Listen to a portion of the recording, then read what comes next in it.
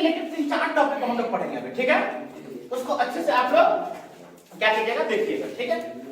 सिर्फ वही कंटेंट आपको चाहिए जो आपके बोलने के लिए जरूरी है। मैं बार बार कहता हूँ इंग्लिश को बेहतर करने के लिए स्पोकन का कंटेंट बहुत ज्यादा इंपॉर्टेंट होता है। अगर इंग्लिश अच्छी करनी है तो रट्टा मारने पर ट्रांसलेशन नहीं पढ़िए, ट्रांसलेशन पढ़िएगा, आपका राइटिंग अच्छा हो जाएगा, बहुत अच्छा ट्रांसलेशन बनाने आ जाएगा, बोलने एक लाइन भी आपको नहीं आएगा।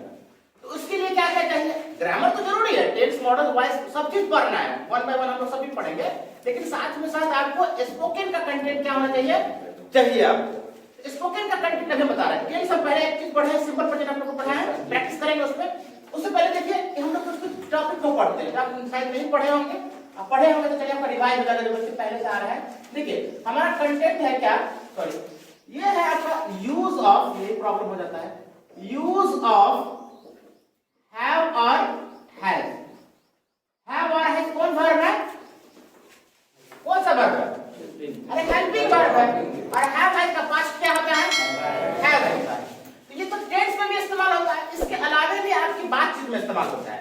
कैसे इस्तेमाल करेंगे, तो आप हैव और हैज के साथ क्या लगाए, टू लगा दे, क्या लगा दे, टू लगा दे, प्रीपोजिशन टू लगा दे, और टू के साथ आप वर्ब का पहला फॉर्म लगाए, क्या लगाए, वर्ब का पहला फॉर्म। ये आपका एक हेडिंग बन गया। स्ट्रक्चर का पढ़ाया था क्या, हैव हैज टू पढ़ाया था, नहीं पढ़ाया। देखो तो हैव और हैज टू का जब इस्तेमाल कीजिएगा आप बातचीत करने में, तो कैसे इस्तेमाल कीजिएगा, इसका सेंस क्या होगा।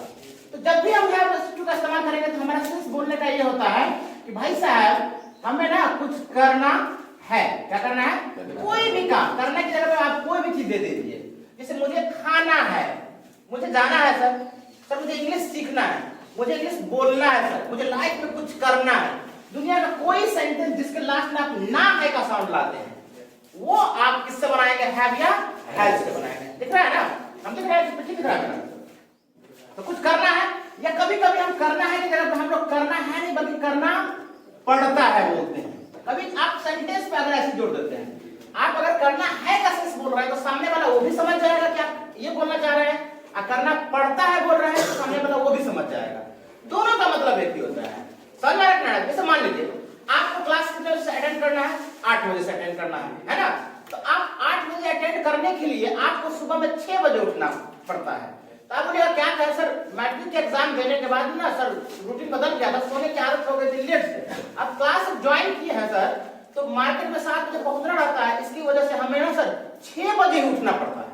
आप समझ रहे मेरी बात। आप बात करने के दौरान जब बोलते हैं कि सर मुझे 6 बजे ही उठना पड़ता है, आप इसके लिए भी हैव हैज टू इस्तेमाल करेंगे।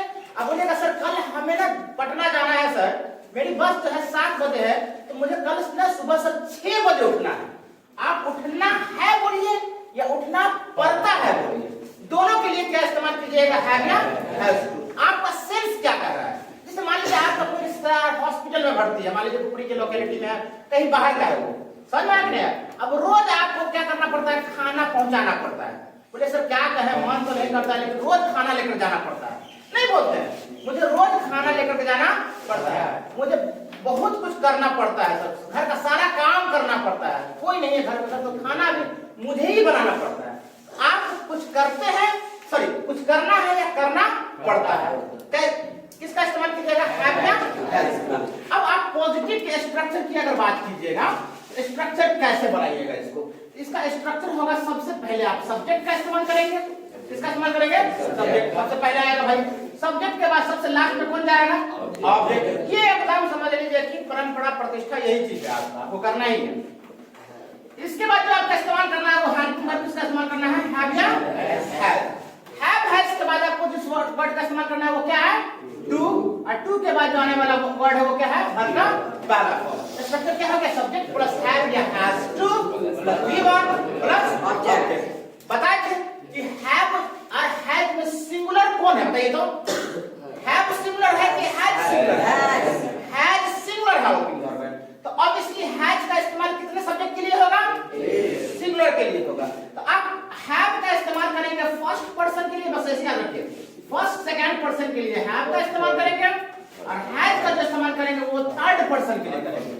लेकिन थर्ड पर्सन में भी सबके लिए नहीं, थर्ड पर्सन सिर्फ पर्सन किसके लिए करेंगे आप, सिंगुलर के लिए, क्योंकि हैज का इस्तेमाल सिर्फ और सिर्फ थर्ड पर्सन किसके लिए होता है, सिंगुलर के लिए होता है। अब बताइए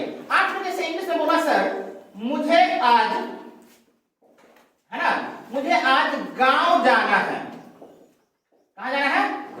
गांव जाना है।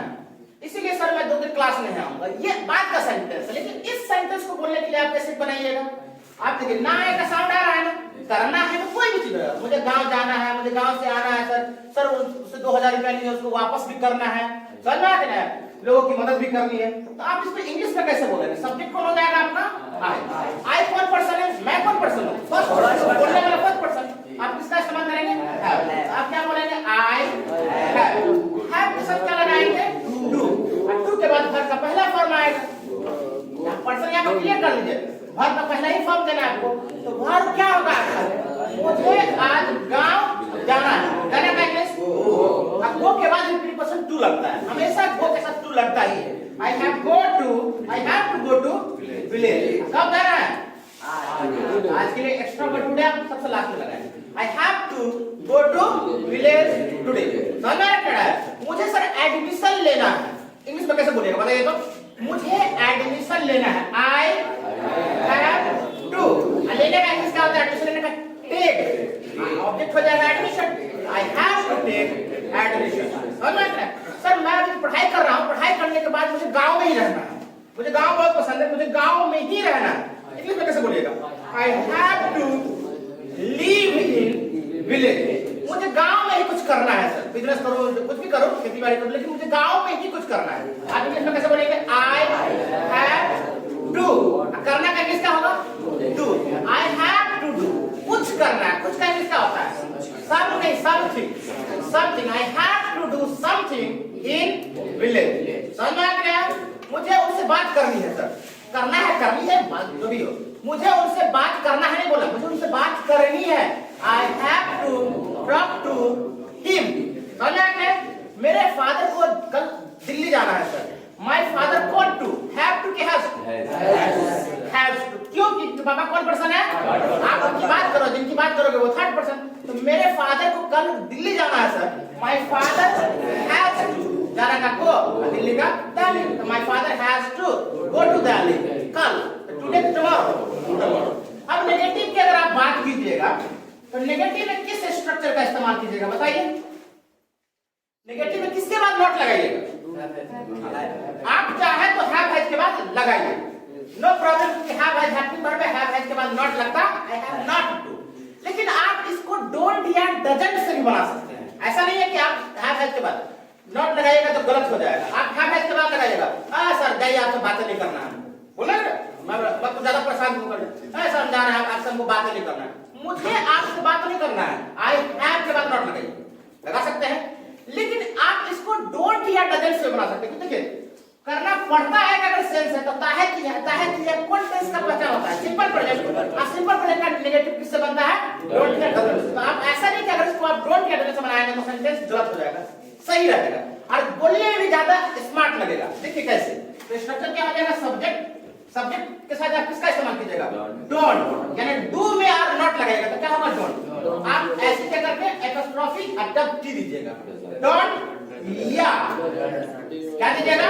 Doesn't plus one to. Have to के हैज टू। डज के साथ हैज टू कभी नहीं इस्तेमाल होता है। सिर्फ क्या आएगा आपका? Have to. V1 plus object. हो गया खत्म आपका स्ट्रक्चर। I don't. समझ में आ? मुझे आपसे बात नहीं करना है दोस्त, तुम जाओ, अभी तुमसे बात नहीं करना है। मुझे आपसे बात नहीं करना है। सब्जेक्ट कौन हो जाएगा? आई। अच्छा एक बताओ, डोंट का इस्तेमाल कौन पर्सन के लिए होता है? First second. एकदम रट लीजिए, दिमाग में बैठा लीजिए। डजंट का इस्तेमाल थर्ड पर्सन सिंगुलर। मुझे आपसे बात नहीं करना है तो सब्जेक्ट कौन है? आई कौन पर्सन है? फर्स्ट। क्या लगाएंगे? डोंट। I don't. कौन टू? हैव टू के हैज टू। इसमें तो लगता है नहीं हैज वाला। आप कीजिए I don't have to talk to you. समझ में आया? I don't have to talk to you. मुझे आपसे इंग्लिश में क्या? मुझे आपसे बात नहीं करना है सर। मुझे बिजनेस नहीं करना है सर। मैं बिजनेस करने का सोच ही नहीं रहा हूँ। मुझे बिजनेस नहीं करना है। इंग्लिश में कैसे बोलेंगे? I don't have to. करना है English? Do. I don't have to do business. मुझे पैसा नहीं कमाना, बाप दादा का बहुत पैसा है, सब संपत्ति है, मुझे पैसा नहीं कमाना। आई डोंट हैव टू कमाना का अर्न मनी, मुझे सरकारी नौकरी नहीं करनी है sir. I don't have to do government नौकरी बोले job, I don't have to do government job. अब बताओ जिसका नेगेटिव टू से बनेगा उसका क्वेश्चन किससे बनेगा? कल भी सिंपल प्रेजेंट टेंस में पढ़ेगा, किससे बनेगा? डू या प्लस से आ रहा है, इसमें आ जाएगा, आ जाएगा जी। स्ट्रक्चर क्या हो जाएगा आपका? डू या डज प्लस क्या होगा? Subject plus have two plus V1 plus object. क्या तुम्हें खाना बनाना पड़ता है? ऐसे पूछेगा सामने वाले से। अरे तुम्हारी मम्मी नहीं है, कौन बनाता है? तुमको बनाता है, तुमको खाना बनाना पड़ता है क्या? तो कैसे बोलेंगे? Do you have to cook. खाना का इंग्लिश क्या होता है? फूड। खाना का नहीं, खाना खाना नहीं बोल रहा मैं, खाना फूड, पूरा खाना तो खाओगे ना। तो do you have to eat, sorry do you have to cook food. बोलेगा सर मम्मी नहीं है तो क्या होगा? खुद को भाभी है सर, एकदम बना के बना खूब मिलता है। तो कैसे बोलेगा? मुझे सर नहीं बनाना पड़ता है खाना। इंग्लिश में कैसे बोलिएगा? मुझे नहीं बनाना पड़ता है। I don't have to. ये आपका हैव टू का फॉर्म हो गया। समझ में आ रहा है? समझ में आ रहा है? तो हैव एज कस्टमर किस लिए करेंगे? दुनिया का कोई भी काम जिसे हमें करना है या करना पड़ता है। तो ये एक चीज हो गई। दूसरा, अगर इसका पास्ट बोलना हो तो क्या बोलिए? कैसे बोलिएगा? अरे हैव और हैज टू का अगर पास्ट बोलना हो, करना है नहीं, करना था। सर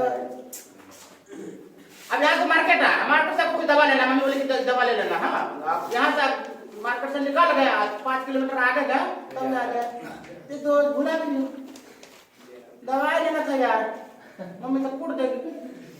अब पास हो गया कि नहीं हो गया? अरे सर देखिए हमको ना कॉलेज जाना था, वहाँ बुलाया था सर, शादी में जाना था। हम भूलिएगा कि शादी आज उसका, समझ में आते हैं?